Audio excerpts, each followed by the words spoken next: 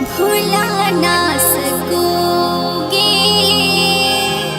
मुझे भूल कर तुम।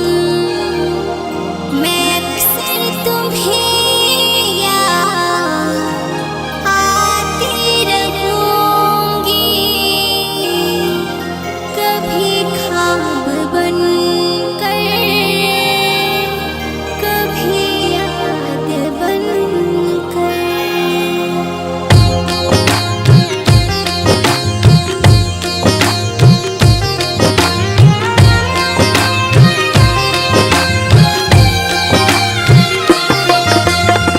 भुला ना सकूंगी तेरी आशिकी को, भुला ना सकूंगी तेरी आशिकी को।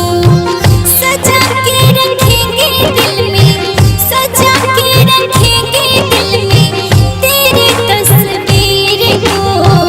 भुला ना सकूंगी तेरी आशिकी को, भुला ना सकूंगी मैं तेरी आशिकी को।